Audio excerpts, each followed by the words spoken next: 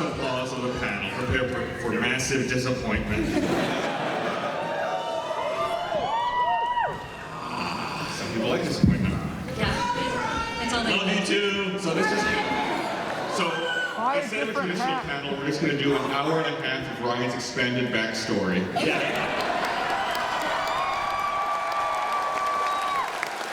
I began as a small mine sprite. What an asshole. That was a lot of yelling. I don't know what anybody said though. So, Michael is doing an autograph signing. Yeah. There was a schedule conflict. And he didn't pick you. He doesn't want to see you anyway. He would just actually he doesn't derail, you derail, never mind.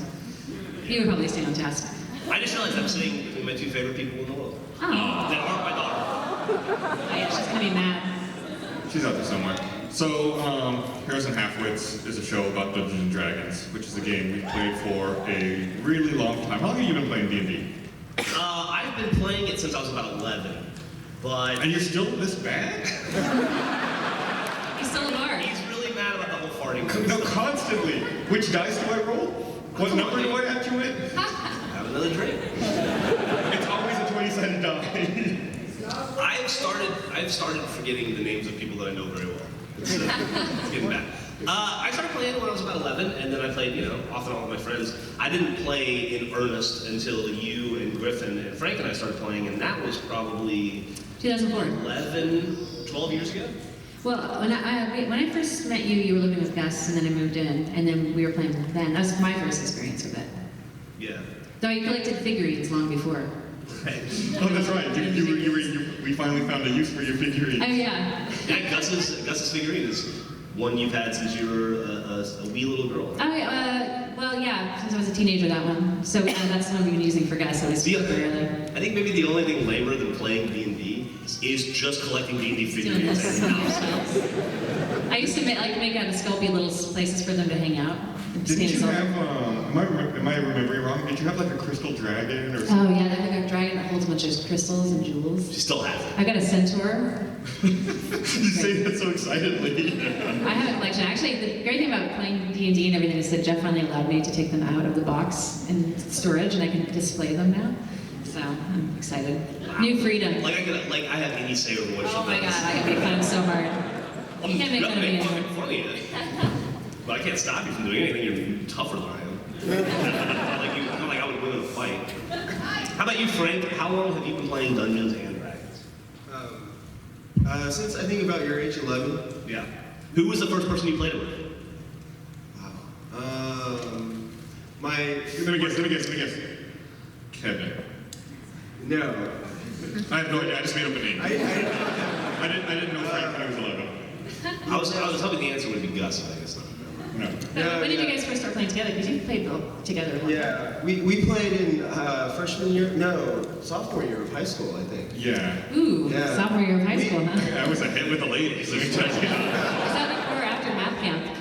Yeah, we would have to take breaks in the summer because I would go to math camp for 6 weeks every summer. Then how would you do that? And you're making fun of me. You have a fucking crystal dragon. I'm only asking questions. I'm I not did making math. fun. Somebody has to do the math in the game because I'm just the figurine person. You know, guys, you were hit with at least one lady in high school because there was that girl that would stalk you. She would call you and play. But do not say the name of the song. I do not want this becoming a thing. Oh my god. What is it? Can you stalk my girl? Really? So yeah, it was this girl who we grew up on the border, and I think she lived On different sides of the border? Like Star Wars? She was from Mexico. Border cross. She would call me and then play like this shitty dance music, and then sometimes she would hang up. CNC music. But then back there? sometimes like she would talk and ask what I was doing. I'd be like, what? I don't know. She's like, then she would be like, yeah, I saw you at the mall with your friends, and you went to this store and this store, and you did this. I was like, who the fuck are you? So do you just live in fear of the phone ringing one day and you just pick it up and there's just soft music? 15 years later, you found out her name was Esther. But yeah, that was, Did you ever find out who it was? no, I never found out who it was. Oh man, have you ever had that? When did it stop? Probably around then. It didn't. I mean, it was only like 6 months maybe. Only 6 months. Only six. I call Some it. people would love to have that amount of love thrown To at them. be fair though, that was the only action he got until he was like 22. It was a very formidable. Then I got to talk to a girl again. Yay! But yeah, Frank's actually the one who introduced me to D&D. We were, like you said, we were sophomores at the time, Yeah. and we. A shout out to Mr. Rensland, our Latin teacher. He's the one that gave me the first edition books, and then I introduced Gus to him. He let me. What's Mr. Rinsler, are you in the audience by any chance? He lives in He's Austin. from Austin. He let me Aces Over the Pacific. Remember that old video game? Oh yeah! Oh my God. So some people these days in high school have sexy teachers doing sexy things with them. You guys had D&D teachers. You Way to did? be Yeah. D&D for my students. He was like one of those young, fairly new to teaching kind of guys, and so I guess he was very. His spirit was still there. He was trying to be your pal and your teacher. Yeah. Question for you. Actually, I have one. When you guys started with that first edition book, was that the edition at the time, or was that an older book at that point? Was that what? Sorry. Well, what edition were you actually? What was current at that moment? What we did, so we grew up in a really small town with like no bookstore, no way to get access to the materials, and we didn't have a lot of friends, so we didn't have a lot of people to play with, and we didn't have very much money to buy anything. So what we had to do was we cobbled together based on whatever we could find at like. Anytime we would go up to San Antonio or Austin, we'd go to used bookstores and just try to buy a mishmash of everything we could. So when we first started playing, we actually played very briefly with original Dungeons & Dragons, which was awful. I think there were only 4 classes in original D&D. It was a little bit more than that, but yeah, it was. The rules are insanely complicated for first ed if you've never played it. And then we went from Dungeons & Dragons to Advanced Dungeons & Dragons. And then we moved on to 2nd edition. And we played probably 2nd edition the most while we were in high school. Yeah. Well, that was the current edition at the time, right? Yes, and that was Yeah. correct. That's what I started. Yeah, so that's when we finally had like part-time jobs and a little bit of money, and we could. And you blew it on. And we blew it on D&D. And Is that when you were It was like we would. Yeah, I was working at a pager repair store. Thanks. But it's like we would buy like 1 copy of the player's handbook, yes. and it's like we would have to share it, and then like when we were done, it's like who gets to take it home? Didn't anybody's parent work at an office with a fucking photocopy machine? No, it was just like a small town. There's nothing there. And then like some of our friends that we played with had really religious parents who, when they found out we were playing Dungeons and Dragons, were convinced we were worshiping the devil and would no longer let us hang out. If the rules were really complicated, you might have been. You You might had no have been. idea. You're just going through the motions. So it was really hard to play Dungeons and Dragons when we were growing up. Yeah, and for anyone who's like from the time period, we finally, Eagle Pass actually got one bookstore. It was B. Dalton's bookstore. It was Walden Books. Was it one? Oh, wow. Didn't wait, one turned into the other at some point, I think. But it was one of those, like, it's in the mall and it's a tiny bookstore. And so I remember well, for me at least, the most exciting find was when we actually got a copy of the Planescape manual. Oh, yeah. And I got to travel in the planes and Dungeons and Dragons, which you guys haven't done any of that yet. But yeah, to show you how exciting my social life was, like that made my weekend. I loved that module because that came with a compact disc. And there was like a track list of like background music or ambient noise. It's like as the DM, it's like if you're walking through a city, it's like play track 27, and it's just like rustling and background noise. And I thought it was really cool at the time, and I'm really sad now that I'm saying it out loud. How excited I was about that. What about you, Ryan? What was your introductory experience to D&D? Well, one day you said we're gonna do a D&D show, and I showed up. I've done 2 days now.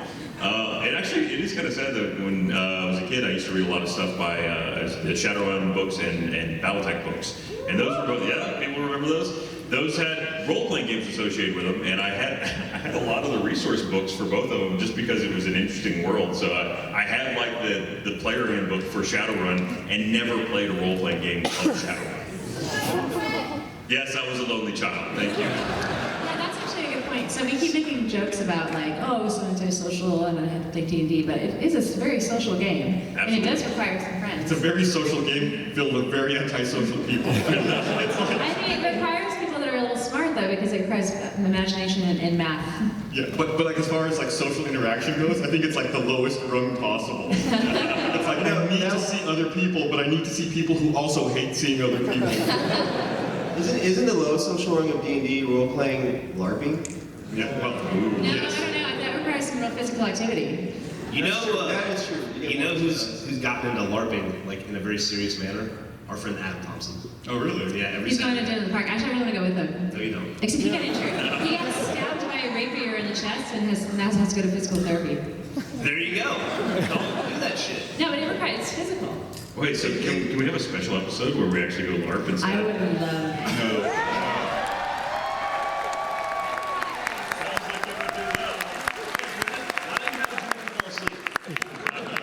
So I'm thinking back when we first started playing, you know, back in high school. Like I said, we had very few people we could play with, and some of whom their parents were extremely religious. So we met some guys who were a little older than us that we would play D&D with. I don't know if they remember. And Did they take no, you like, hand? they were also. It wasn't Did they teach you the ways of the DM? It's like we were sophomores, they were seniors, and they were big losers too. Yeah, I remember that. But I remember I fucking hated those guys. But it's like we were forced to be friends with them because they're the only people I could play D&D with, and I fucking hated them because one of them allowed my first D&D character ever to die. Do you remember that? It was like I failed to save. There was a fucking Remmerhaus. And That's right, yeah. It was Mordak the Thief, my first D&D character ever. And he failed a saving throw, and all Pep had to do was throw me a fucking Stonebiter arrow. And he refused. And his character stood there and watched my character get devoured. Yes. And I remember like turning over my character sheet like, I'm dead. Like, what the fuck am I gonna do now? Like, I have nothing to do. I was supposed to be here for hours. So You just sat there and we're just like in the corner. He just quietly fumed.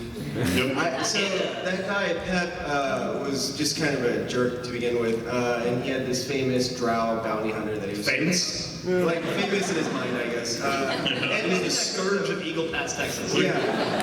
It's easy to be famous in D&D. You just write it on the character sheet. Famous. Well, I should say notorious because at one point, this wasn't a session that Gus and I were at, but it became kind of. You heard tale? Legend of Pep. He somehow got a wish from a genie, and so his character. Best meal ever. it's Dungeons and Dragons. You all knew what you were getting into. Don't fucking laugh. It's weird. He went home and it was like, guys, you'll never believe what happened between sessions. A genie gave me a wish. To this day, there are middle schoolers in libraries at Eagle Pass that still tell tales of Pep. And I really want to hear the story now, man. What happened? So he wished for he had like his followers and everything by that point. He was pretty high level. So he wished for a fortress that no one could find, that he could like do shit with. And so the DM, who's also kind of a jerk, goes, okay, you get your wish, and his character couldn't find the fortress. Somewhere on the multiverse, there's this badass fortress. No one can find. I was kind of hoping that he went somewhere like he fell down his own stairs and no one could find him to save him. It's funny you said that, Gus, that you would play D&D with the kids you didn't like. I hadn't thought about this in a long time, but maybe this is still the case. I don't. Maybe it's not. Maybe the world's changed. But I remember like being into comic books and D&D and science fiction and stuff when I was a kid. You were forced to hang out with people that liked the same things, but there was like a 50-50 chance you weren't going to like them, but you didn't have a choice. If you wanted to hang out with somebody that had similar interests, you had to hang out with these pricks you didn't like. It's the same thing when I used to play Magic all the time. I don't think I ever liked anybody I knew that played Magic. It's so sad. But it's like, this is the only other person with a Type 1 deck. I can't play anybody else. So much of my childhood was getting into fights with people about like who would win in a fight between the Juggernaut and Wonder Woman. People I absolutely do not like, but it's like, I'm going to talk to him or a tree. So, You could also maybe find some other interests that appeal to you. You get sports. so what we should have had a subtitle for this panel. It should have been like Heroes and Halfwits, aka the fucking dorkiest panel ever.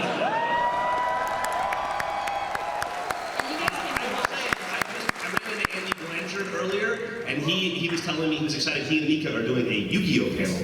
Okay.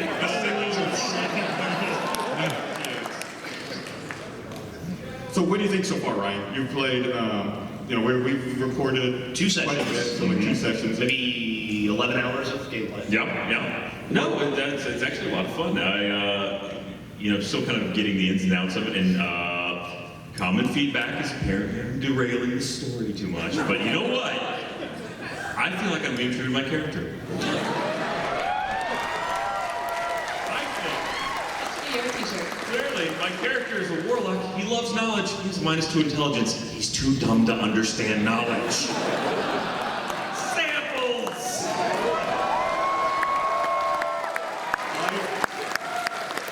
I hate that I like his rationale. Totally makes sense. I'm just happy that we're all able to play again. And part of why, so like, we were in this vicious cycle where, to me, D&D is better than any video game I've ever played. Like, D&D is the most fun.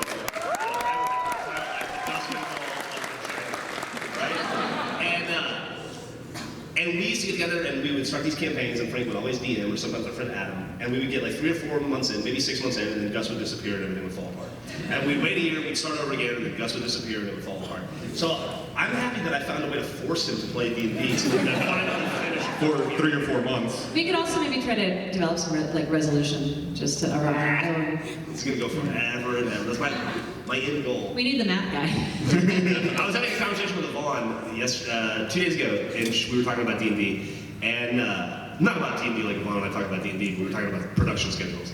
And she was like, so it's a weekly show, and it goes for like 6 months, and then it's over, you'll do a new story or whatever it is. And I was like, no, it'll go weekly for 2 years, maybe 18 months, and then we'll do another story. And she was like, what the hell?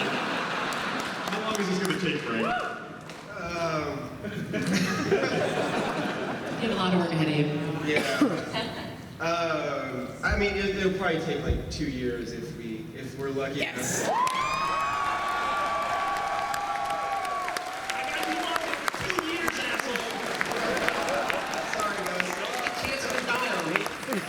And actually, if I could really like have my perfect world, we'd probably play for like 7 years.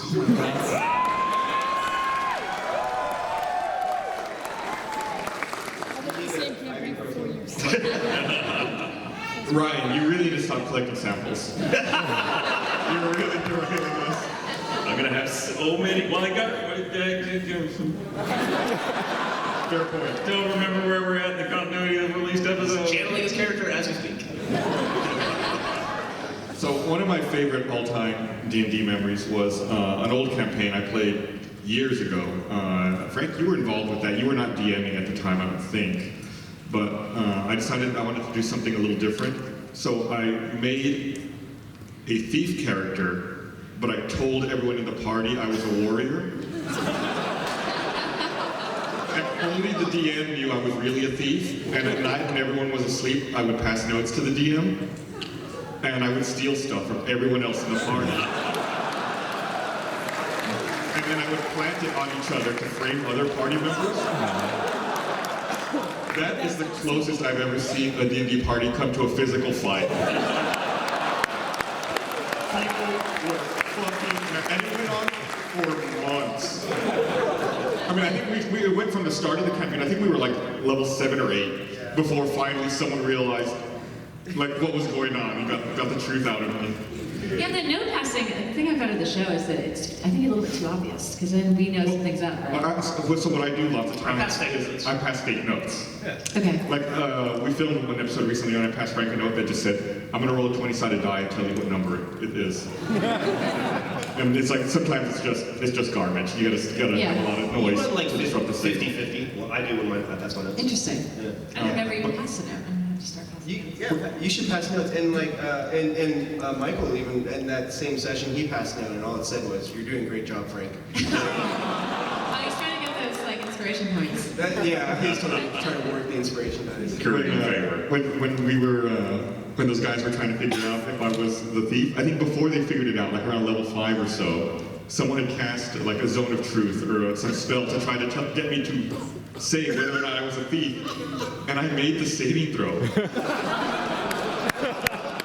I was able to continue lying, and they were like, well, it's obviously not Gus, he was in a zone of truth, and he told us he was not a thief.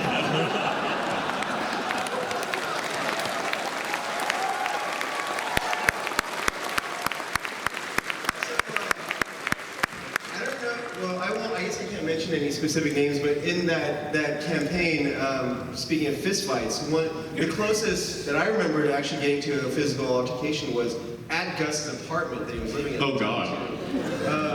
So you'll have to fill in the blanks in my memory, but for whatever reason, one of the players that we were playing with got like really, really drunk. Justin. So, I didn't say it. I'm guessing. No, I don't have to be. So, and I don't remember what your character did, but it was something along the lines of like stealing from the party or something. And It's a recurring theme. and he actually tried to punch you in the face. And like we had to be, like, hey, no, it's okay, calm down. And so he's like in a blind, drunken rage, tries to punch Gus. I think he slammed his hand down on the table, and then just stormed off, and then wrapped his car around a tree. So that's kind of how intense our games Yeah, are. that's the most hardcore D&D I've ever heard. I was really hoping you slipped on the dice as you're going for the punch. But people get really attached to their characters, especially, long time sessions. You play with these characters for months or years. Yeah, and you have plans for them. They have a whole life ahead of them. Well, that same player, his character, we had gotten to like level 15 or something at one point, and our DM at the time we were fighting this really powerful devil-worshipping wizard or whatever, and he cast... As you do. As you do. And the wizard cast this spell called Mordenkainen's Disjunction, which in 3.5 rules basically strips all of your magic items of their magic potentially. We have to make saving throws to each of our magic items. So the drunk raging player, most of his gear just got stripped of magic, and he got so angry, like he hulked out in that moment, and he was like, "I quit!" And he, like stormed off, slammed. We were playing his house. Wrapped his car around the tree. I mean, that's years of work and collecting. Yeah. That's And awful. And then all of our party got sucked into the abyss. So then we had no magic items, trying to travel through hell. As you do. And you think about it as pretend, and you're like, why would somebody get upset? But it's an investment of time and all the work. It is work. And then the more we do things digitally, it's like true that these things, you get attached to them and have value. Yeah, absolutely. Yeah. That's why I like save points. Checkpoint. Seems like you guys, so you all had characters die at some point? That campaign, actually no, it was a different campaign, but by the same DM, this guy named Adam. I actually had 4 characters die within like the first 4 levels of play. Did you just have like a folder of them and you're like, next Yeah. on the pyre? I like they would make fun of me because I had started to build a collection of dead characters. I found dead bars. Yeah, I've actually had a bard that got killed too. So that's very shit. My board's still alive. Best character. Bart. That's fun. I actually that game that Pep played, the jerk drow bounty hunter. The legend. Just for the record, his character was a jerk. The first game that I played with them, I had a bard also, and his character made fun of me constantly, and even like slapped my character at some point too. So I have a very high affinity for bards because I feel like they're the underappreciated redheaded stepchildren. It's because they're useless. But they are extremely useful. Bullshit. Wow, that not according to Jeff. That was the setup. When we were first talking about the show, Jeff was like, I'm going to make the most useless character. You're going to drag me through this thing. Well, mission accomplished, Jeff. We're getting there. We're doing it. You just quit going off in the woods and wanking off or whatever you're doing. That's probably what's happening. I hope we get some resolution on that. I was listening. And your character just disappearing for no reason. Oh, well, I had a reason. I was looking for He some does items. actually have a reason. And then I was upset at being scorned, and I wanted some alone time. Don't worry about it. I'll make clear. No, we Now, you are not doing that. This is not a Q&A today. We'll get to Q&A eventually. We just don't want to encourage everyone to start shouting at us out of the audience. And by eventually, I mean we should probably set up the microphones. You guys want to do Q&A? Yeah. Are the microphones out there? Are we going to get set up? I think next time we do this, next RTX, we'll probably just play a session. Yes. We just didn't have time to get it together this year. There was a lot of those. Looks like there's one microphone over there, and I think there's one over here. So just line up behind them. Run and shove and push. Push as hard as you can. Damn it, we should have made him roll for initiative. Do you have a die? Yeah? Give me a 20-sided die.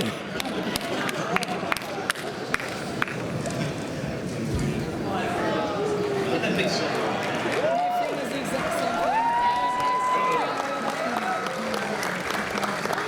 And he has a bag of dice. Yeah. Oh yeah. And he's got a bunch of dice. 25 Always prepared. What are you gonna roll for? Are you gonna roll left or right, or like? How about if we'll roll for the audience? If you get a critical fail, they can't ask a question. If you crit, you get to ask 2 questions. Alright, so how do we do this? Let's roll it up here. Yeah, follow them. Alright. Okay. Wait. We gotta let them know who's first. So we're going from over here, maybe? Yes. Okay, we're gonna roll for you. Okay. If it's a 1, you cannot ask a question. If it's a 20, you can ask 2. I have a high dex, so. So minus Well, what's 2. your charisma modifier? 6. Oh! Sorry. It's a 1!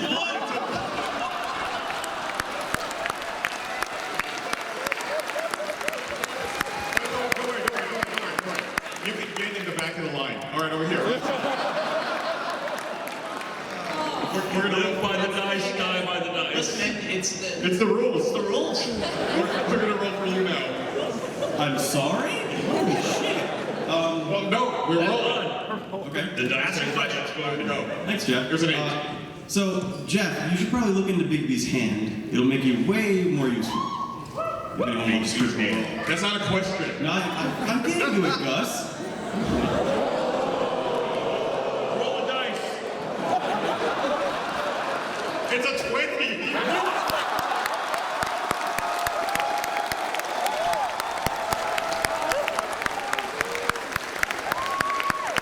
Thou could not tempt the gods with fate, Mr. Sorrell. Just get to the question. It was funny at first, now it's annoying. So, my question is for Griffin. I was wondering, when you came up with your character and then had to step away from it and let someone else play it, what was that like? Because that for me would be just... Actually, that happened to me recently where a doppelganger tried No, to you play my asked character. the question. Stop. Actually, that's a good question, and can I be answer this also? Do you mind? As far as the planning and all that? I wasn't listening to you. I will answer. So it wasn't originally meant to be my character. I was just helping get props and stuff together, and I definitely wanted to do one, and Jeff wanted a rotating part. He said, well, you can come do the rotating character whenever. But in the process of setting up, I ended up rolling her, and between Frank and I, we kind of created her character. And then the flaw being split personality, bad memory, to help accommodate that, especially the bad memory part, so we don't have to, if you guys want to bring in a new person, a special guest, it doesn't have to be a conversation every time. Oh, what happened to Orma? You know, like, so that's how we sort of began, but I got a little bit attached. She did. And I consider myself Orma's baseline personality. I've declared that. Also, Orma is my great aunt's name. It was. She never even met her. I'm actually going to go meet her and have a conversation It with was her soon. initially conceived that every episode, every hour or so, Griffin would rotate out with another person, and it would just be a constantly rotating cast. In practice, it doesn't work out. There's too much explanation and exposition going on there, and also Griffin's really funny. Oh. And so it's Well, going the to be story a lot would- more Griffin heavy, but there will be occasional people. And we found, we planned all these, like, having maps and things like that ready for what we thought we would get done in a certain amount of time, and it's really kind of unpredictable. And that's something we're trying to figure out, is like, where to cut and where to, like, start the new episode and that thing. So we're kind of learning, I suppose, the pacing of things still. Yeah. So it's kind of hard to say, like, okay, at the beginning of this episode, now you change, because there may not be anything that triggers that. So. Yeah. All right, you got a 20, so you can ask a second question if you like. Can I give her the question? Yeah, you can give it back to her. Yeah, get her.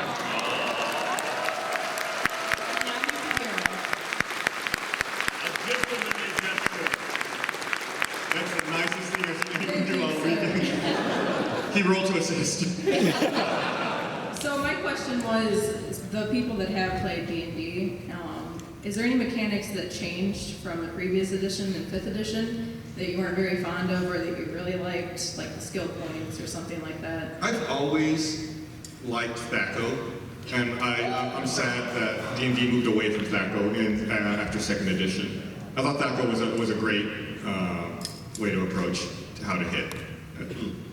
What about you? Yeah, I am actually a fan of THAC0 also. But I did, my favorite to this point has been 3.5. Yeah!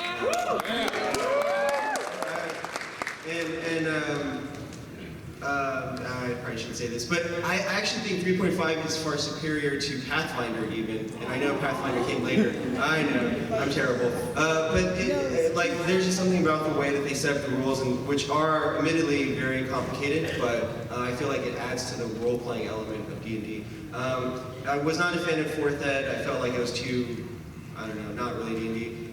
So I love in 5th Ed that they actually brought it a little bit closer back to 3.5.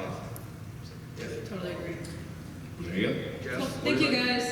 Yes. So I think we're actually, this is going to be confusing, I think we're actually still on the left side now. We So, are. Oh, you Ryan's feel going to roll lucky?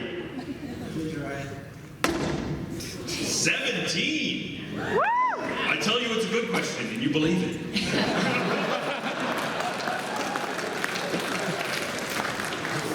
So, I've actually never played D&D before, and my question is, how do you recommend getting into a D&D group? Well, if you're looking for friends, I've been checking out Roll20, and I'm on their newsletter, like one of the things, and I've had a lot of people recommend it too. And it's a great place if you don't have a group and it's hard to get that together, and it can be. You can go and find people who want to do that with you, and you meet them, and you can play online, and they have maps, and they've got even little icons and stuff that you can place, like characters and things like that. It's actually pretty cool. Yeah. You do not have a microphone. Apparently it doesn't need one. It's a lot of shit. Also, the D&D subreddit is a pretty good resource for finding like-minded people that are looking for groups. And I've always found that game stores, I mean, like here in Austin, you go to like Dragon Slayer, like when Is anybody from Austin here? So all the people I said that I met that I hated that I played Magic with, I met them all at Austin Books and Comics. Yeah. Over on the Lamar. If you go to Dragon's Lair on a Saturday, it's like D&D porn. Well, they've got some really great like things for you to use, resources, great tables, and lots of cool maps and stuff. So I mean, if you're not from Austin, I'm sure there's a game store. Or just move here. Also, I feel like, you can just, like, enroll your friends into playing with you. Right? Yeah, that's kind of what Frank did to us when you moved. Yeah. You moved over to Eagle Pass. Yeah, we had, Gus and I have another friend named Ruben, and Ruben is so not a typical, like, geek or anything, but... He's a lawyer. He's a lawyer, so yeah. But yeah, just tell him what you want to do, what you see is, like, would be fun out of playing, and... He was a band nerd, not a nerd. Yeah, he's a man. It's a different nerd subclass. If you prefer a technical solution, there's also recently been a game released on Steam called Tabletop Simulator, which works with the Vive. And you can import your own maps and models and actually play D&D in a virtual space with actually really big, awesome stuff if you choose to. So if you've got a Vive, that's also something to consider. All right, thank you guys. All right, Frank, doing a roll for this next song. There you go. Roll true. 4. Ooh, squeak by. This is gonna be a bad question. Are you still up? 4 is the unlucky number in Right. culture. How long did it take for you to create the world they're in, and do you create all the character sheets for the new characters you bring in? Not for the player characters. I let the players create those character sheets. I basically will create character sheets for important NPCs or monsters. And as far as how long it took to create the world, I actually created a Jack Horror campaign years and years ago, and for Adam and the group that we used to play with, and that took probably 3 months. So I had a lot of that to work with, but then I quickly realized as I was working on this one that it was going to be a generation or two later, and so a lot of stuff has changed. And so I had to in a lot of ways I had to kind of create it all over again. But it took about 2 months or so. And also, unfortunately for Frank, when I got this show, went through the process of getting the show greenlit, this was a while ago. Maybe we've been going on this for like 4 months, maybe. Yeah, I think since February. It's a slow. Yeah, we started this process in February, when Frank and I started talking about it, and I knew it was gonna get made, right? I wasn't worried about that. So Frank and I started talking about it. I thought it would be fun to do a sci-fi campaign, and so I had him build that world. And we put a lot of work into it, and a lot of world building. And I mean, he way more so than I, but I mean, you and I had a little bit more input in that than I had next to nothing in Jackal. Yeah. I was really excited about it. It was really fun. Season 2, by the way, is what that's going to be. And 2 years from now. and then when I went to get the funding for it, to get the sets built and everything, I had to sit down in a room with Matt and Bernie and Ezra and Vaughn and talk about it. And I was explaining what this sci-fi thing was, and they looked at me and they're like, "There's no gnomes?" And I was like, "No." And they're like, "What about its dwarf?" And I was like, "No, it's not. It's sci-fi." And they're like, "Yeah, but it's D&D. There's got to be like elves and shit, right?" And I was like, "No, we're gonna do sci-fi. We make Red versus Blue. It makes sense. It's within the spirit of the company. We do sci-fi stuff." And they go, "You should have like dragons and stuff." I'm, All right. So I had to call Frank up 10 minutes later and go, "Hey, scrap it. We gotta start over again." I'm really happy we switched to fantasy. It's more fun to make. It was fun. But the thing we had for the sci-fi thing was awesome. Yeah, I'm actually way more of a sci-fi fan now than I am a fantasy, and I was really jazzed about that. So, yeah, we had to kind of shelve it for now, but I think it'll be amazing. Honestly. And it's going to be based on the 5th Ed rule, so I basically had to like figure out a way to convert 5th Ed medieval fantasy over into 5th Ed sci-fi. Yeah, techno wizards and shit. Yeah, but so there's going to be like mech combat and stuff, and so I thought, oh, these rules actually could work really well for this. With certain tweaks. I'll give you one hint. We're all like 16. It's gonna be great. You're all like snotty teenagers. You said techno wizard, someone had to like legitimately stifle a laugh. All right, where are we at? What side are we on? Are we here? I think It's Griffin's turn. Griffin's gonna roll for you. Yeah. 10. It's an even middle of the road Yeah. question. So. So on the subject of sci-fi, have you guys ever played the Star Wars RPGs? Frank and I have played a lot of D&D with various other friends who are not involved with Rooster Teeth, and we the same party that I was stealing from, we decided one day that we wanted to play the Star Wars RPG. So we all bought the books and we sat down and made characters. And about like halfway through the process, I thought, this game sucks. And we never got together even once. I think we all independently were like reading the rule book. We're like, no, let's just play D&D. Yeah, pretty much. Ouch. I did play a little bit of it with, I think it was Justin and Adam at some point before we were going to play the actual game, just to play it. And like my character's X-Wing got blown up and stuff, so yeah. That was So exciting. you're a strolling X-Wing pilot. Yeah. Did you get to ride around in your droid? No, I don't think I had a droid. You didn't have a droid? What kind of backwater X-Wing pilot were you? Pretty backwater, since Yeah. I just learned the rules. I just got a big cat. You just had 2 wings and an EMAX split. Yeah. You just- What's an S-foil? What? yeah. All right, next question. We're rolling for you. 12. All right, first of all, Gus, congratulations on kicking the shit out of Greg Miller and Screw Attack and Mike.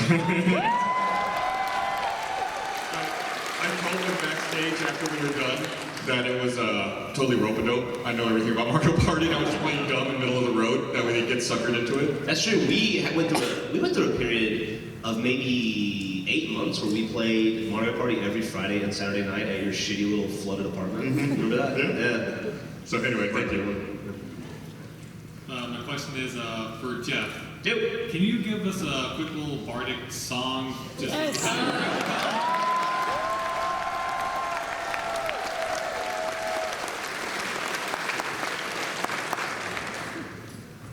You forgot to address him as Bojingle, so you should try again. Those are hard. Those are hard to come up with on the spot. You're not a good bard. Everyone have a tune. You sing a fucking song. I improvise and make up a song right now. But you You already tried to do that shit to me earlier when we were playing video games. do it in the game, but I think it maybe just easier if you're because right now it's not in the context. In the context and character and yeah. You gotta put yourself in tiefling mode. That's right. I really gotta explore the whole tiefling thing. I haven't got a chance to really. You need to find your character's roots. Yeah. Sorry, Jeff's gonna disappoint you. You were doing Yeah. All right, I'm gonna roll for you over here.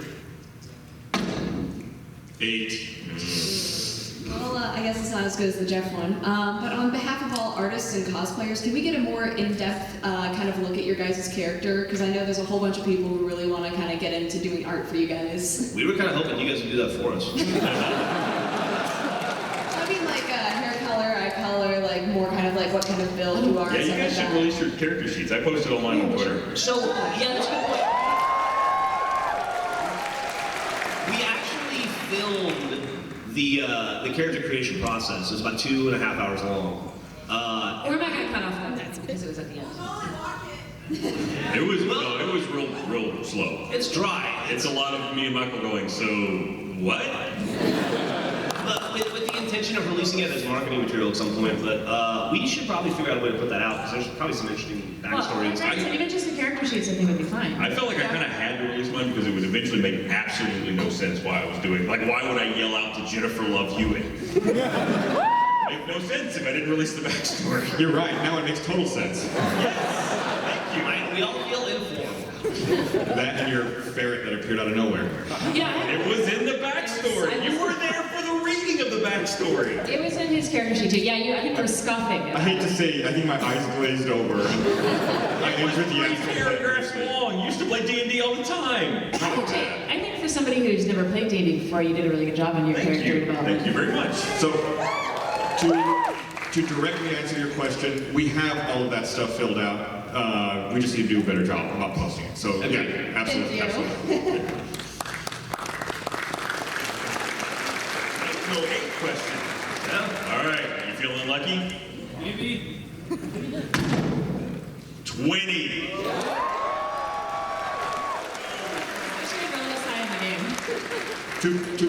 Wait, one second. Yeah. Do you need a dice down there? Do you need to roll something?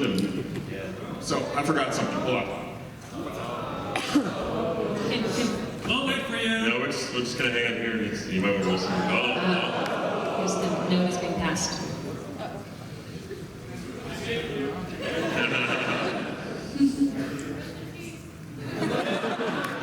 Don't worry, I'm still friends. Apologies to whoever rolled a 20 earlier, but I forgot that we had said if anybody rolls a 20, they get to sit up here and ask the question. No pressure. 2 questions. What's your name, sir? David. Hey, David. It's nice to meet you, Jeff. Thanks. All right, so I think my first question was, what's the difference between chaotic neutral and chaotic stupid?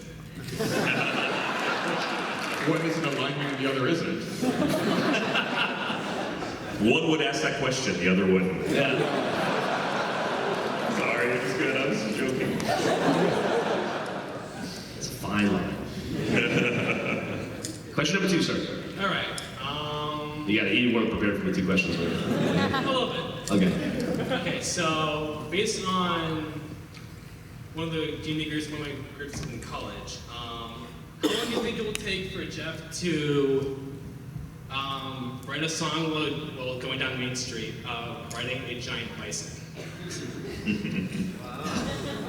Let's do it tomorrow. It's a long story. Okay, well, don't tell it. All right, there you go. Those are your 2 questions, sir. Thank you very much. Those answers stay tonight.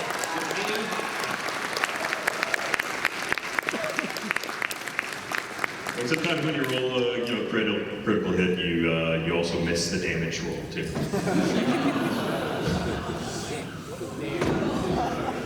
9.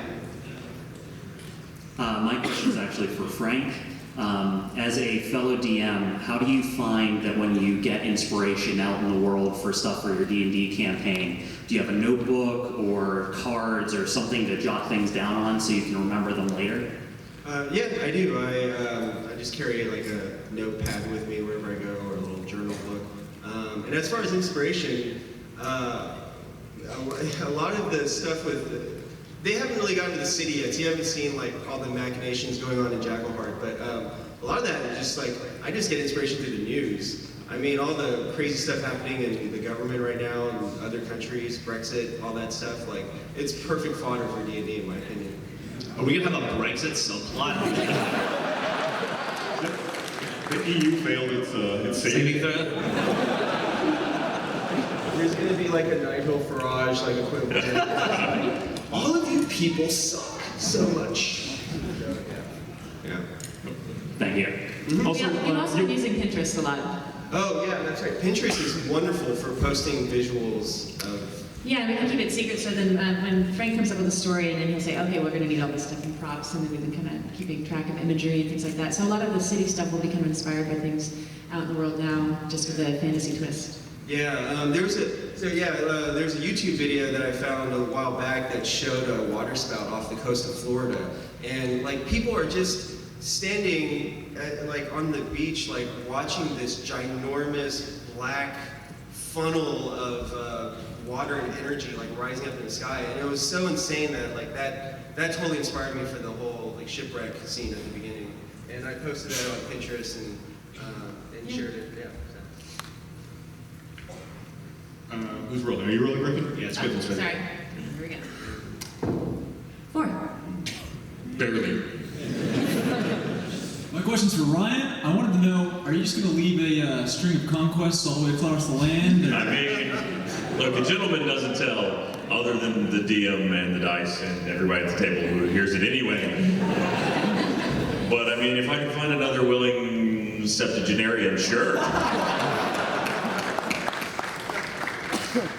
Who is still like almost underage in equivalence. I mean, compared to my character, yeah, it's universe robbing. Yeah. You know. All right. Oh, yeah, 16. Go for it. That's a really good question. Pretty decent question. As a longtime D&D player, one of the things my parties always argue about is if people are acting inside of their alignment. My question is, if you had to pick an alignment for yourself as a person, what would it be? Lawful evil. Look,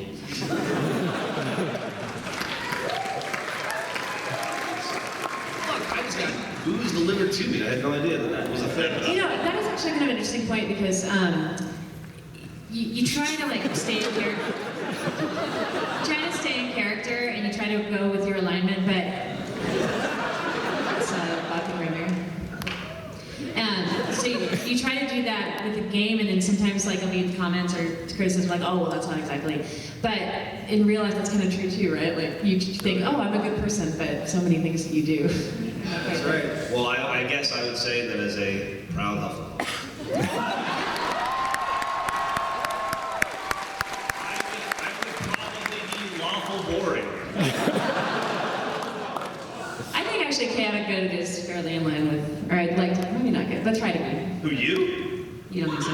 No, go for sure. That's what you think. But chaotic for sure because I don't like rules and authority too much. Frank?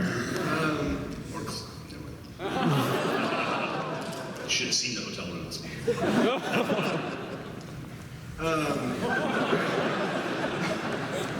Do you guys need some D&D like marriage mediation? We're gonna work it out. Yeah, here you go. There you go. I was right. Notice how quick they needed the dice. Next episode, Orma destroys Bojangles.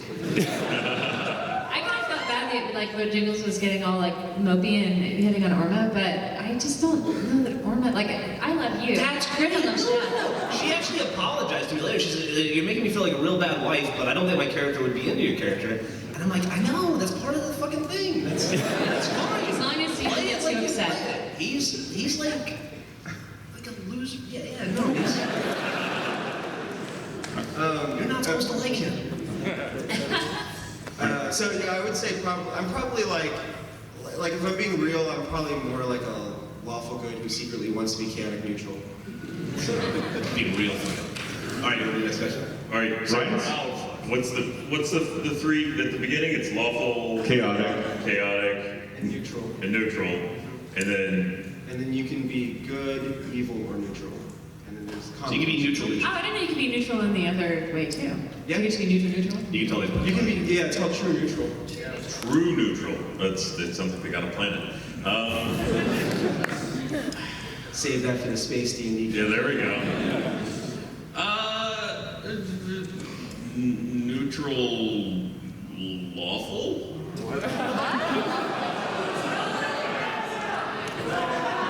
So for you, Lawful neutral? So you don't make law, but you don't have like ethical feelings about it. What's that? Is that what that means? Well, see, I think, okay, how about maybe neutral? I don't know, because I got like, I gotta go home and be a dad, and then you have to be like, oh, lawful good, and then the rest of your life you can be something else. I think that the one thing D&D overlooks is that like your alignment in real life can be very dependent on context. Fluid, yes. And very fluid. All right, Thank you. rolling for you. Notice. 8. I really want another 1. So Ryan, how's that coconut bomb coming along? That coconut bomb? Did I make a coconut bomb? Was that why you were collecting samples? It is now. I don't think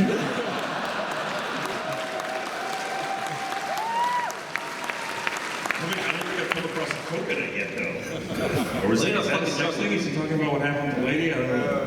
Yeah. In the first episode, Jeff made a joke after you rolled your first initiative roll, and Ryan's in the corner making a coconut bomb. Oh yeah, no. I was probably doing something far less productive. I was just tying my shoe, or if I at least came out of it with a bomb, that would have been useful. Instead, I was just like, what?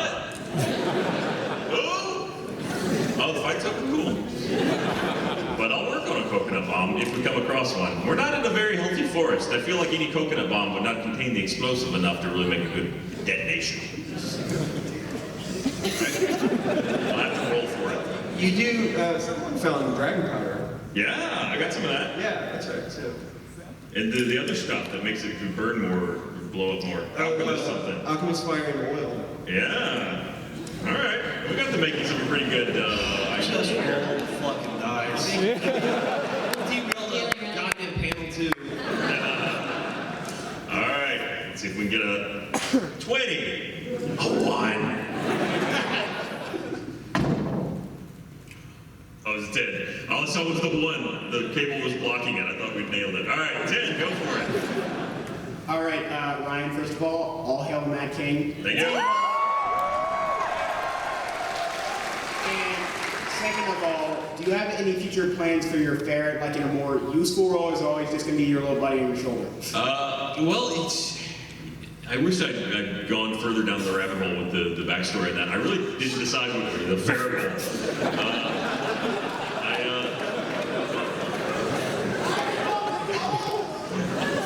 I kind of like the idea of it having to speak a language that no one understands. Not deep, obviously. And it still retains some fragment of the omniscience of its source entity, but just no one can understand what the hell it's saying. You know, it speaks something ridiculous, like French. But until then, it's just kind of like, it's literally his broken mind, so it doesn't really do a whole lot that makes any sense to anyone around it. Dankeschön. I don't know how to say you're welcome in German. Bitteschön. Bitteschön. You don't want to do two boats together. You can't do two shins. All right, we're rolling for you. 13. Okay.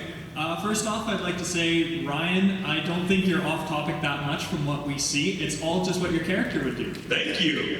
I'm role playing. Kiss ass. That being said, how much of what you play ends up on like the cutting room floor? Like, how often are you guys actually off topic? How often are we derailing? Well, Frankie probably best one to respond to that. How often are we derailing you when we just talk over you and don't let you say anything? All the time.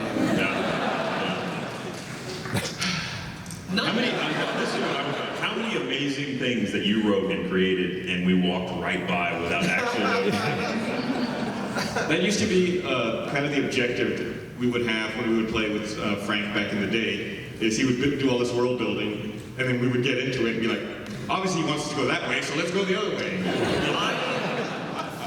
My favorite thing in the world that's D&D related is to try to derail Frank. I'm actually playing a very neutered version of how I like to play D&D because I recognize that this show has to come out.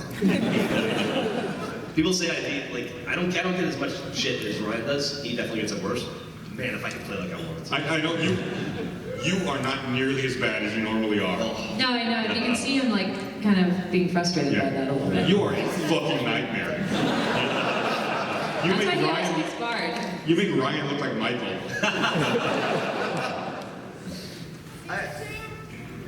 Yeah, season 2 is the season where no one does anything. We all sit in a room and do our taxes. Yeah, the season where everybody has to sit around and watch Jeff try to entertain himself for 2 hours. I will say, I think that the whole trait of you like trying to derail me extends to all other areas of life, not just. You say you're constantly just messing up his shit. Yeah, just no. Well, actually, can I share a little story about you attempting to derail me once? Oh yeah, I was actually about to bring that up too. One of the reasons is just talking about the Alamo Draft House. What's it? Is Yeah, this- the Alamo Draft House. Okay.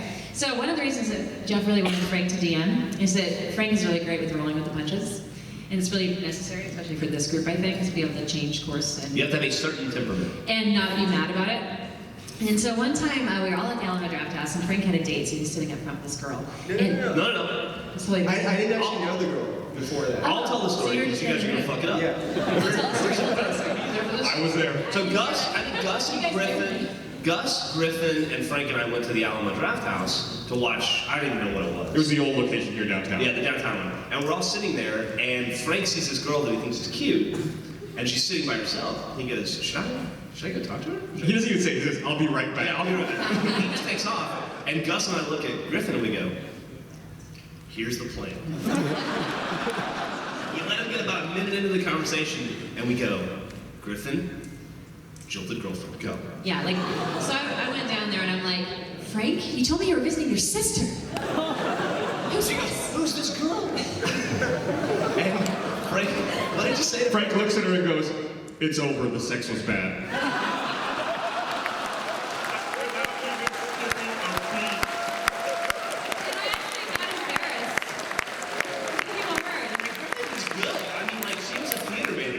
She can act, and she did a pretty convincing job. And yeah, Frank didn't miss a fucking beat. Yeah, he just like gave me the like most deadpan stare and did not even react in any way at all. It was just like, it was fucking amazing. I think I got her number. Yeah, I was just like,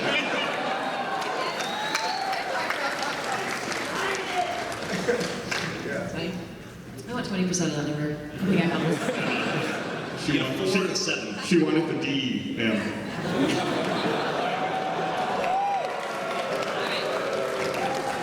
19, so close. 19.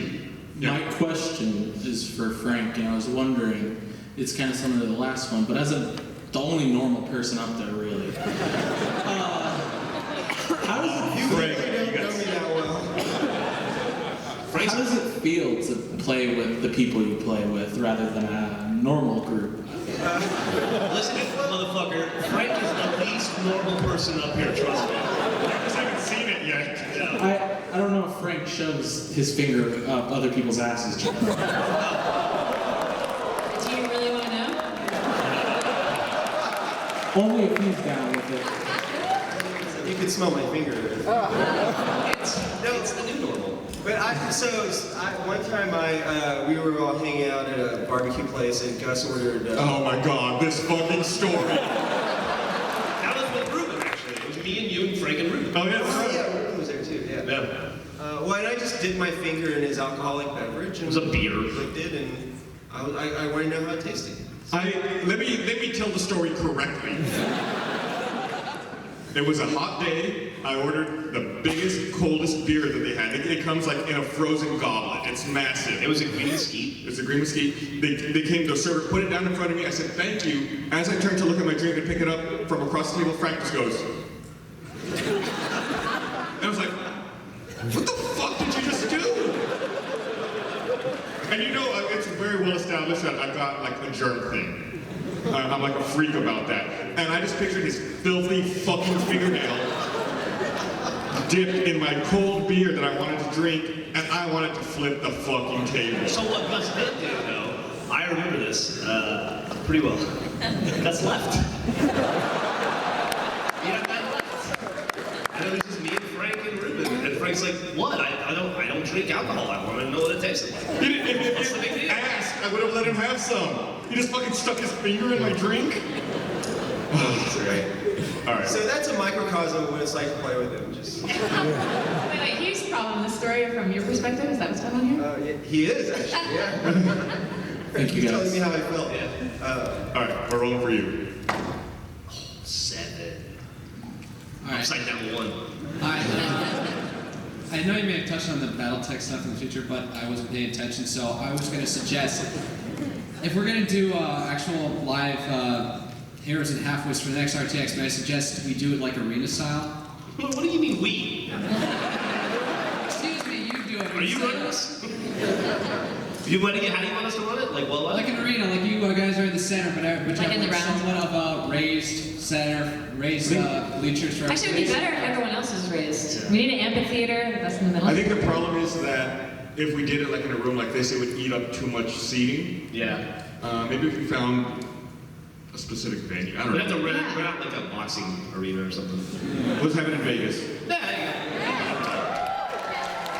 We're not, that is not an announcement. There is no RTX Vegas. I regret saying it now. Darn it. Count it, put it on social media. I'm rolling for you. I have a dice bag app. Can I roll a saving throw? No, because there's no saving. It's a critical miss. Have you ever played Dungeons and Dragons? Jesus. You're getting a -2 on this roll. Damn, 5. This question is for all the DMs or anyone who's ever DM'd at the table. What's your story of your first kill? I have DM'd. I DM'd when we were like in high school with our loser friends. I don't think I ever killed anybody. To be determined. No, I'm looking at Frank for verification. I don't think anybody ever died in that campaign. I'm pretty sure you killed someone. I think you might have. Were you there when we fought the Jabberwocky? Oh god, I hated that. Yes, I was there for that. I was not DMing that though. What's that? You DM'd that. Yeah. Yeah. Yeah. Sharpest attack. Yeah. No, yeah. I think you probably killed the Jabberwocky. It was like a 3-hour battle. No, I think he means like The player question is, kill. as a DM, your first kill, killing a character. Killing a character. Oh. Sharpest attack. Sorry. Those with punches, just like we said. Me killing a character. Super normal. Yeah, very normal. No, I think from what I remember, I killed Ruben's character. Oh yeah. That is true. Oh no, I'm sorry. Okay, no, now I remember. It's John's character. Remember? You guys remember John, right? Yeah, anyway. He was like very impressionable, and the other players would sometimes like coerce or manipulate him into doing really dangerous things. And, Oh, I forgot about that. yeah. So they found a hole. It was like a magic trap. It's basically a hole that goes into oblivion. So he stuck someone took a spear, and they're like, all right, let's see what happens if we put the spear there. And they put it in the hole, and it like just obliterated the end of the spear. So we pull it out, and all they have is like the broken handle. And someone, I forget if it was you or someone else, looked at John and they go, hey, you should really step in that hole. And he's like, no man, it's dangerous. Like, no, really, it'll be really cool, John. Just step in the hole. There's probably treasure on the other side. And he did, and his character was obliterated. Later they dared that kid to eat a worm. They thought it was a gummy worm. There's tons of great John stories, but that's a whole panel on itself. From here on out, if you could only ask questions that are only relevant to 2 people who Hashtag save John. include people that don't give a shit about John. All right, rolling for over here, right? Okay.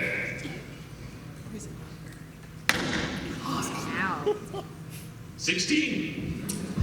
So in one of the first live stream podcasts that Gus did, he mentioned, or he and Brady were talking about their dick size, and Gus mentioned that his friend Frank knows how long his dick is. Is this the same Frank? Yeah, that's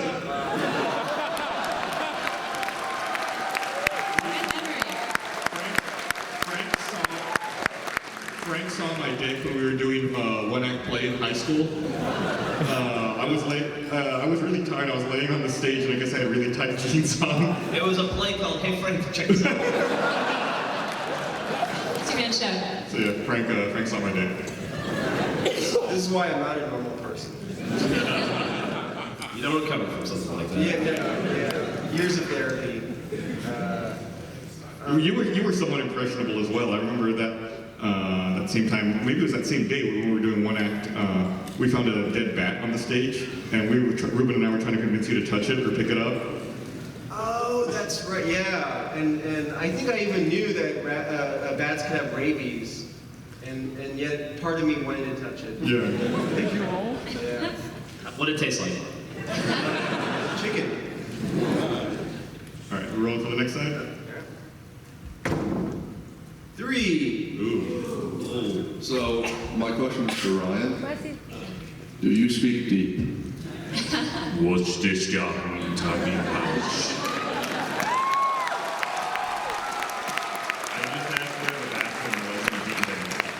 That was actually pretty cool. Actually, that's a question. Some of these languages like deep that are in the D&D universe exclusively, has anyone actually created that, like Klingon or like Elven and Lord of the Rings? Has anyone actually? Yeah, I think there's Dwarven, but not. I don't know about deep.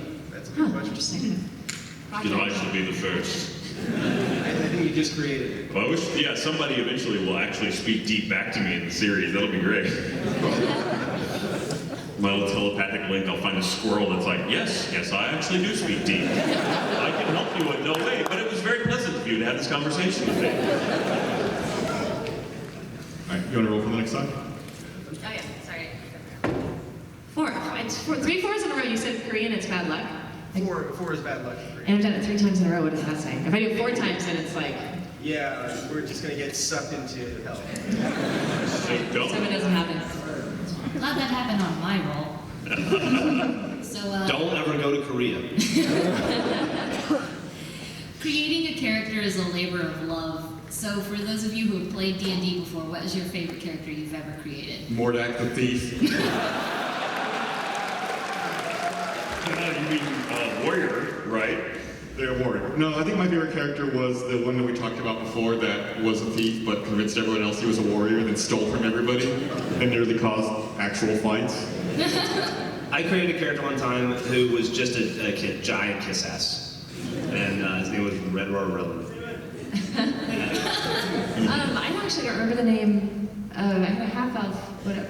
You know, can I tell you, I think I'm having the most fun with Orma so far. And I kind of, I'm having fun with it. I don't know, so far, because I don't really remember those other characters. You don't remember sometimes hours of your life. No, but it's been several years since we played, and I don't remember maybe it's because it's in the show context and we're doing it for the first time in a long time, but I'm having a lot of fun so far. Yeah. Even though I've only been there for. Your favorite's only most fun, right? Except that I have to leave, but yeah. Well, my favorite character name of one of your characters was Chocolate Shadow. I forgot about Chocolate Shadow. She was pretty good. Yeah, she was. What about you? I guess mine. I played a dual-wielding swordsman named the Coyote. And, oh God, yeah. Yeah, he was chaotic neutral in the truest sense of that, and so the rest of the party hated him. He was always going off and doing his own thing, kind of like Jeff, like Bojangles. But yeah, one time. One of our players in the party died, and so they were like, "Oh, we've got to preserve the body so we can take it to the priest and get him fixed up again." And so they were like, "We're going to freeze him." Like that was the game plan. So they cast a bunch of frost spells on him and tried to freeze him. But then they were like, "Well," the DM said, "Well, he's like a big character. He's heavy. He can't move him very easily." So my character's like, "Oh, well, all we have to do is just make him into smaller pieces." So he took the pommel of his swords and started bashing the frozen character's head in. The party didn't like that at all. the coyote was your character that finally lived. That's the one. That's the same campaign where you had 4 that died right away, right? Yeah. And then the coyote was the one that actually stuck. Yeah. All right, it's over here, I believe, right? Yeah, 16. A lot of even All numbers. right, first, as a fan of the Mad King, I'd just like to say, got a little hiatus. Now, this is for all of you. Out of all the editions and everything that D&D has been over the years, what would you say is your favorite campaign? And remember, the right answer is the Forgotten Realms. We didn't really play much Forgotten Realms stuff back in the day. I mean, we touched on it a little bit, but like I said, we were poor, except for the Planescape module. So I think the Planescape module does hold a special place in my heart, just because it kind of took D&D in a different way for me, as opposed to just like strictly high fantasy. That it opened up the idea of extraplanar travel and a city where portals to other planes could just be a regular door. You just have to have the right item on you to pass through it. And I thought that was a really cool idea. Frank ran us through a campaign where we were essentially space pirates one time. That one was the last campaign we did that Gus derailed. Last time showed up. That makes sense better. I don't remember that one. Yeah, dude, we had a spaceship, and it was a pirate ship. Yeah, the We bridge had was space really cool. cargo. We were about to We get ended up in into a the giant city. crystal city. Yeah, I hated that one. Yeah. I think that first one we ever played was pretty fun, and I think because we actually had a chance to really develop everything. But I remember really enjoying at least the length of it. Maybe once we get there with this one too. Like it's nice when things get seasoned and you have more power and you've got more everything. Oh yeah, for sure. Yeah, I think first level is the toughest sometimes, just because you can't do much of anything. I guess yeah. Like in high school, we played this Planescape campaign, and that was just so much fun.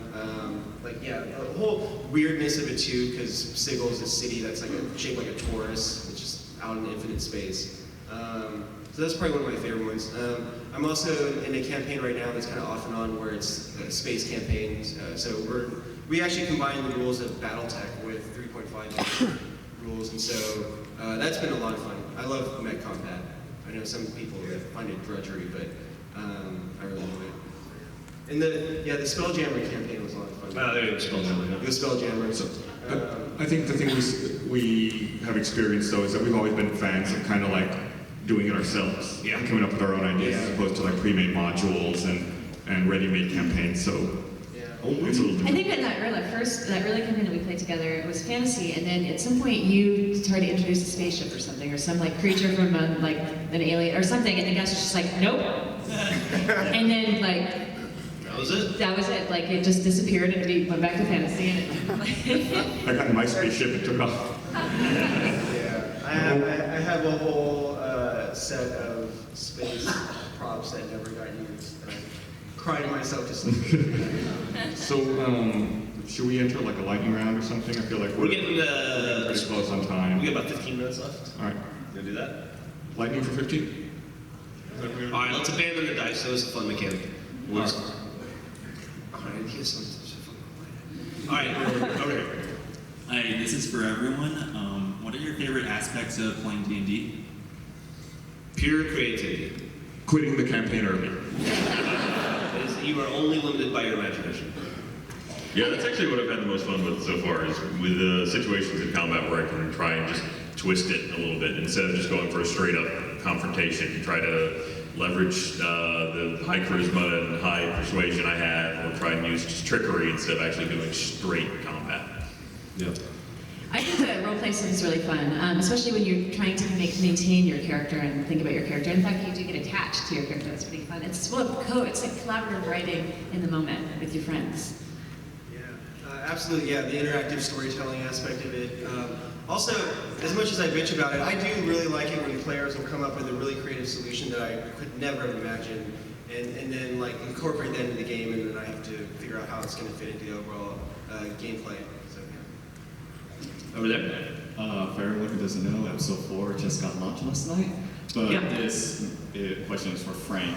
As the DM, how much of the journey have you been improvising because of all the gimmicks that, Ryan does? Pretty much all of it. I don't have that many gimmicks. collected some samples, and I made somebody fall off a mountain. And convinced somebody I was the Fire Lord.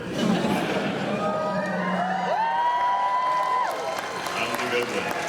Everybody was mad. They wanted to kill those guys, but I had 1 HP, and I figured, what the hell? And then you also hooked up with a beautiful. Well, I mean, again, 66-year-old. a gentleman doesn't always. Right. But yeah, I did.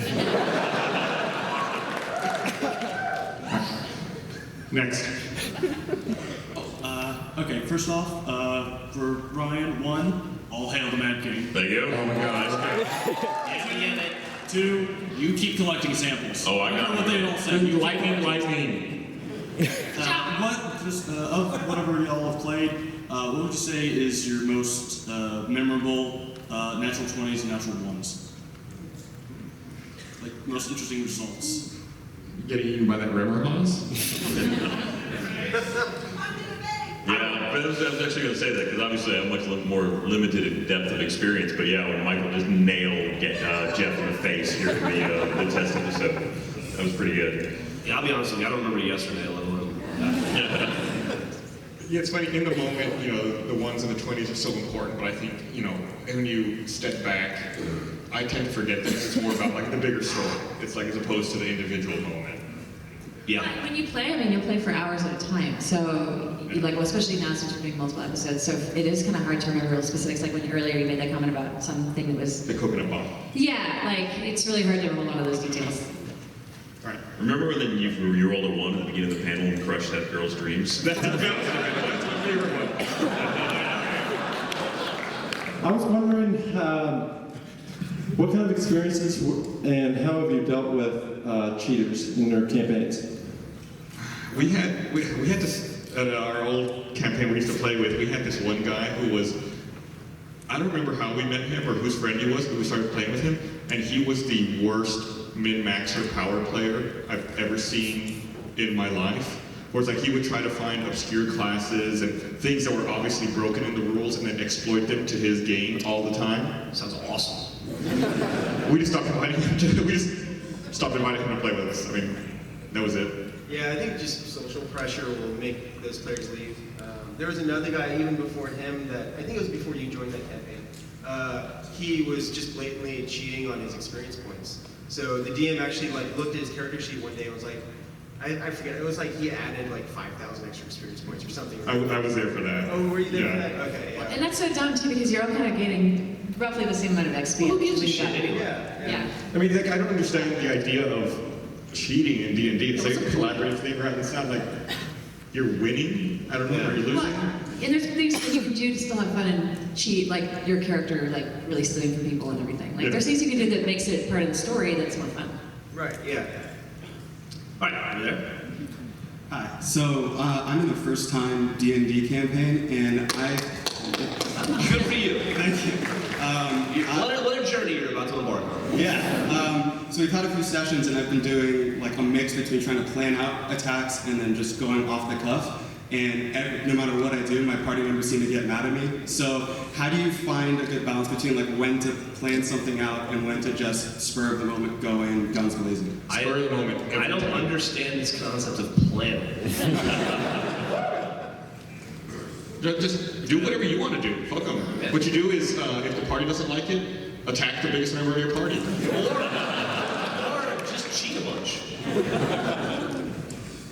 Well, I guess this would be a good time to point out that the Dungeon Master's Guide specifically does say at the beginning that the rules are not the rules are not in charge.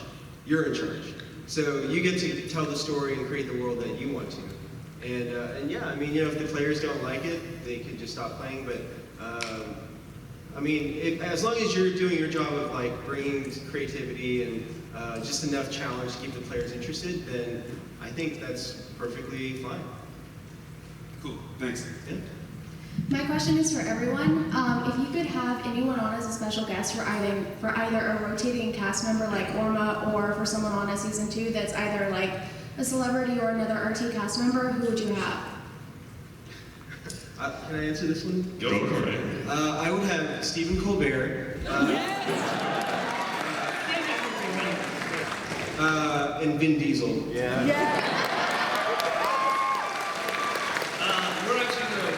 that Vin Diesel thing out. We're gonna try.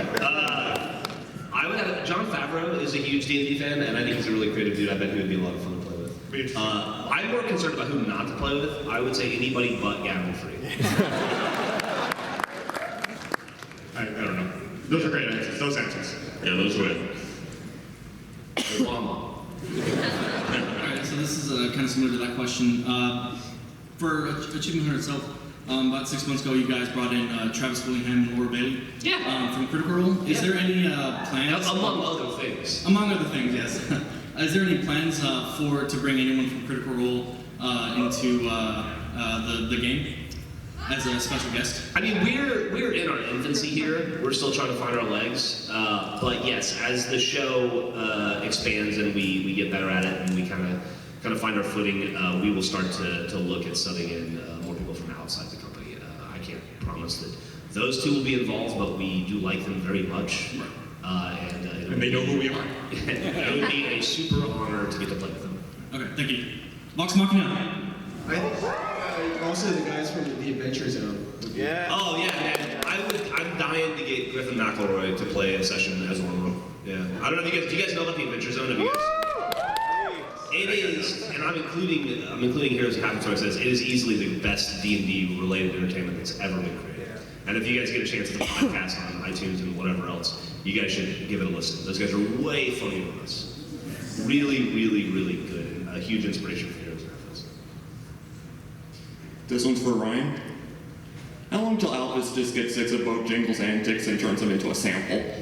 I'm not going to say it hasn't crossed my mind, but for the moment, he's still kind of useful. Every now and again, he inspires somebody, not me yet. Hasn't thrown me an inspiration song or anything, not even a whistle. It's also your fucking boss. Not the metagame. So, we'll see. In terms of your most preferred classes and races, basically, which class and race would you most prefer for yourself in D&D? I don't see race, so that's really difficult. I have managed to play a bard every single campaign I've ever played. This was going to be the first one where I didn't play a bard, and then it happened anyway. As it should. No, Halfwit. Also Halfwit. I will always play Halfwit. Until this time. I picked, for this one, I picked Halfwit just because I was watching what everyone was doing and I figured we needed more of a tank character that could be a little bit tough. You get your paladins! No, I know, but just like somebody who can run in and just bash things, like that would be useful. Now we just need a bow. But I think the only time I'm gonna do the opposite of that question. I tried to play a rogue once and it was a disaster. So I just know I would never want to do that because it's not like in my mental state to do it right. Like I just wasn't able to get it done in a convincing way. The rules don't really allow for it, but I would love to at some point play a gnomish Death Knight. Hey, you're in charge of it. Yeah. That's true. I typically would have probably gone with more of a rogue type character, but I sort of came up with the backstory of my character first, and so the warlock made more sense. Just because the fair and the familiar kind of tied in, and the source of power that was outside of the character's being. But so yeah, if I were to play another fantasy era D&D, I'd probably maybe do a rogue. Thanks. Over there. As being a player that's recently gotten into D&D and playing RPGs, has there been any instances where you've gotten frustrated at another player for their lack of experience in playing? And when was it Michael and Ryan? I think if that was going to happen, you would have seen it like episode 1 of Heroes and Halfwits. You know, just having to onboard Michael and Ryan, who never played, had no concept, and even Jeff still to this day, when I have to remind him what die he has to roll and what he has to add to it. I think ultimately it is is to your benefit to be patient and to help people learn how to play. They're going to have to find jerks to play with. Yeah. Well, one thing that is sort of a tangent to that, but I think it applies. I imagine there's a lot of satisfaction in just introducing people to it. And the thing I'm really enjoying is reading the comments, is I've seen several people, and actually some people came up to my booth and said, that this has made me interested, I want to play it. I never thought it was something I'd be interested in, and now I want to play it. Yeah, you kind of have if you're onboarding somebody to D&D for the first time, it's because D&D is awesome and you want to show it and help other people discover it. You're kind of an ambassador for the game and the creativity, and you really should be welcome. You know, there's no reason to be a dick just because they don't know how to do stuff, or they're too drunk to remember. Hey, so as an aspiring DM, I was wondering if any of you guys had any resources that you could recommend to us for changing up the rules a little bit, like doing a sci-fi campaign, something that's not traditionally in the Player's Handbooks. If you can get a hold of the D20 Modern and the D20 Future books that Wizards of the Coast published for 3.5, they already have a lot of the conversions, and you can use that as a stepping point for 4th and 5th ed also, I think. And then also, what was it? So if you want to do a sci-fi thing, I highly recommend looking at the BattleTech rules also. All right, thank you. If the game ever got boring, would you say the game was Drag It On? I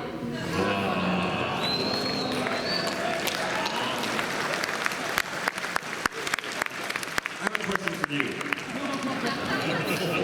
How long did you wait in line for that? I have a follow-up question. Was it worth it? Absolutely. That's the right answer.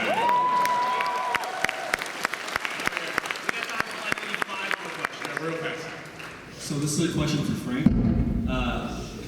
Don't literally jump in. Which character do you think is going to die first? The ferret, for sure. No! Next. Quick question just for, kind of Frank, but everyone. I'm an aspiring DM. I have 2 different campaigns full of brand new players. So do you have any general advice, both as a DM and as a player, for kind of struggling new DM? Just be patient, and they're probably going to think of things that you've never thought of, or completely avoid going to the places that you want them to go to. So kind of, as much as possible, just try to plan for that and roll with the punches. And like Frank said, remember, the rules are not in charge, you are. So no matter what, you are always right. So for the veteran players, what is the most ridiculous name you've ever given one of your characters? And for Ryan, what's the most ridiculous name you've given to any character? You guys go. I think Chocolate Shot is the most interesting. That's pretty good. When I did a campaign in high school, I was not really creative with names, so I would just take words and scramble them up. So I forget what the exact name was, but in one of our campaigns there was a red dragon that I just made, his name was like an anagram of Camaro. So like I saw a Camaro drive by, it was like Amarok or something. And nobody ever picked up on it. It was just like, why would it? Right. It was just like ordinary words just jumbled up. I don't know, all my names are... And your Reverard, what was it? So the whole point of that was that there was this, the guy in charge, or whatever his name was, like, Everard Ellington. Everard Ellington, and then he made a character that was like named almost exactly after him, and just like followed him around. There you go. Hi. When you make a character in D&D, there's a bit on the character sheet that says goals. So what are your guys' characters' goals? I cannot say because I have secret goals. I can say Bojangles' goals are to become the most famous bard in the world. We haven't really gotten into it, but I was adopted and I come from a family of halfling bards that are very successful. And I'm the adopted son. I have an older sister who we do not get along, and she's very good. And I'm just trying to usurp her at some point to prove myself to my family. In the upcoming episode, you'll see that even like the gods have started to take an interest in what happens with the party members. So one of them is starting to help Bojangles on his path to becoming the most famous party member. That's a great bit. I can't wait for that. Yeah, Frank is fucking. We're like almost at time. We gotta do 1 or 2 more. All right, one over here, one over here. Right there. For the Bard Master class types, do you prefer the Jack of all trades that can fill any hole in the party, or do you prefer the Blufflemancer that can be the face of the group? I prefer the jackass that gets nothing done. Jack of all trades. That's both of them. All right, mine's for Ryan. And how long did it take you to like really get into D&D and like learn the ropes and everything? Oh, I'm still obviously learning the ropes. The getting into a process, the main heavy lifting of that was just doing the character creation process. The writing of the backstory, I think I did that in a couple minutes, but yeah, no, I'm still learning. We'll see. I'll have a better answer maybe next year. All right, well, thanks for coming out, everybody. Thank you.